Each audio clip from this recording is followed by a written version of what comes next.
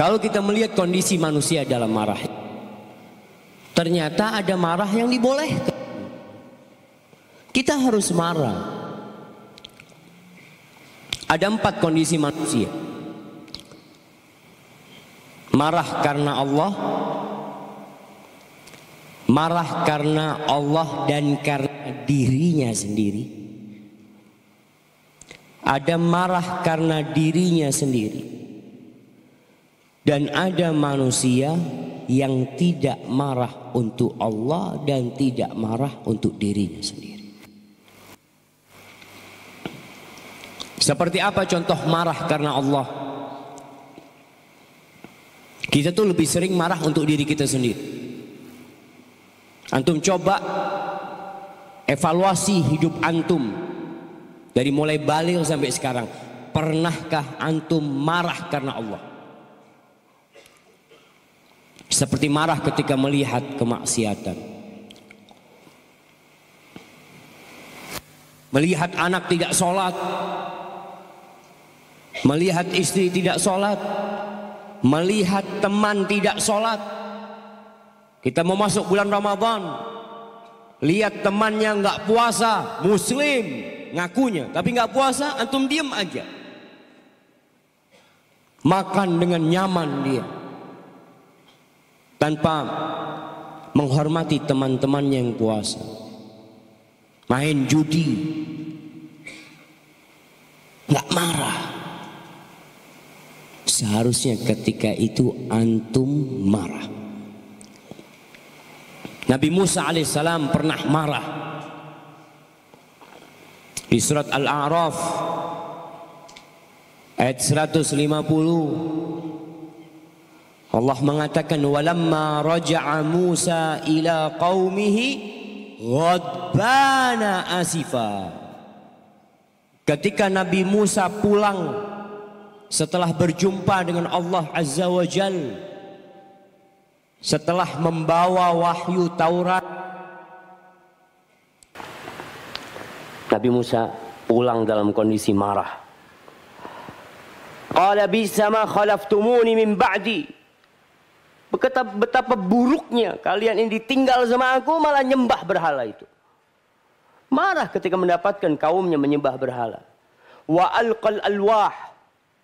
Lihat Nabi Musa marah ketika itu sampai kayu-kayu yang bertuliskan, papan-papan yang bertuliskan Taurat itu dilemparkan sama Nabi Musa alaihissalam. Marah dia nggak tahan. Wa akhadha bi ra'si akhihi yajurruhu ilai. Kepala sama jenggotnya Nabi Harun itu ditarik sama Nabi Musa alaihissalam. Qala ibna umma, kata Nabi Harun, wahai anak ibuku, innal qauma stad'afuni. Bukannya aku tidak mengingkari kemungkaran, aku mengingkari kemungkaran tersebut. Tapi ya, aku dianggap lemah oleh mereka. Terus ganti, anak ganti nggak apa-apa aja.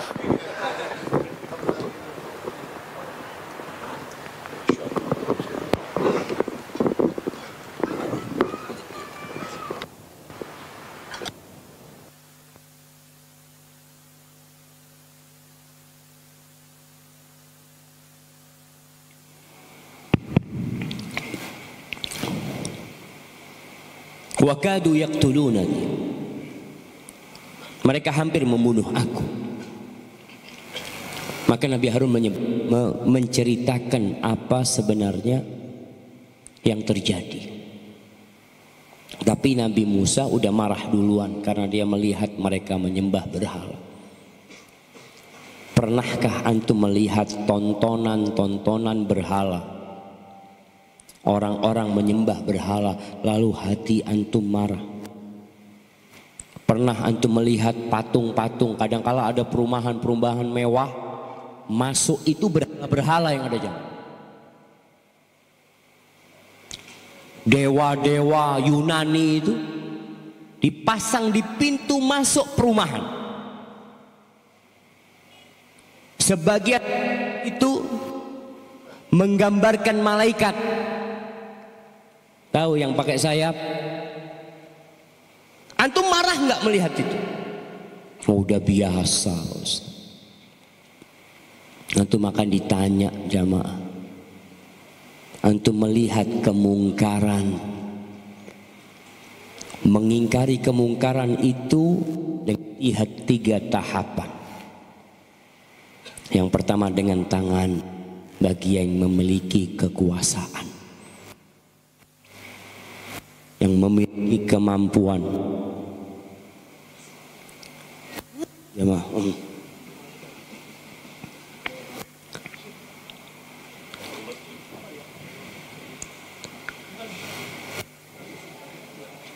ada apa di belakang?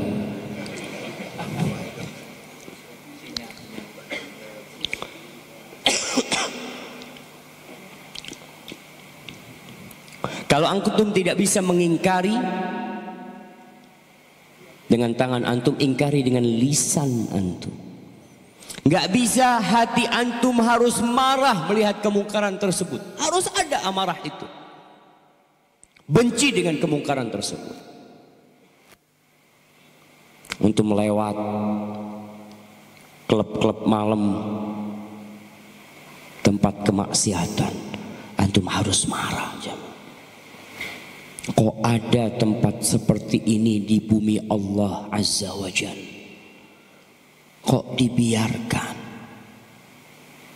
Waktu Jumatan melihat orang-orang gak sholat, antum harus mengingkarinya.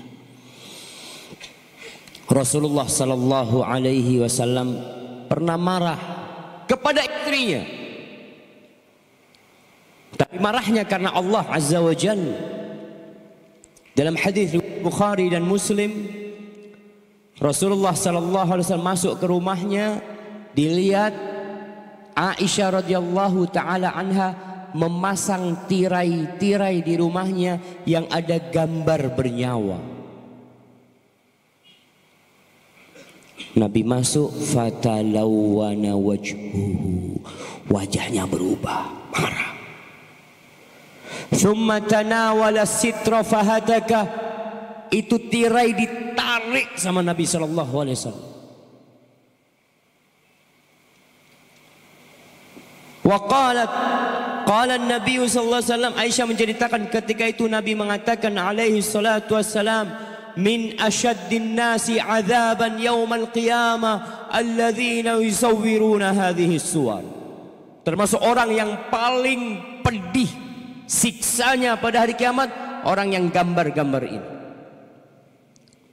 Marah Nabi SAW. Tapi kalau Nabi dikasih makanan kurang enak sama istrinya, Nabi nggak marah. Tapi kalau urusannya sama Allah, beliau marah.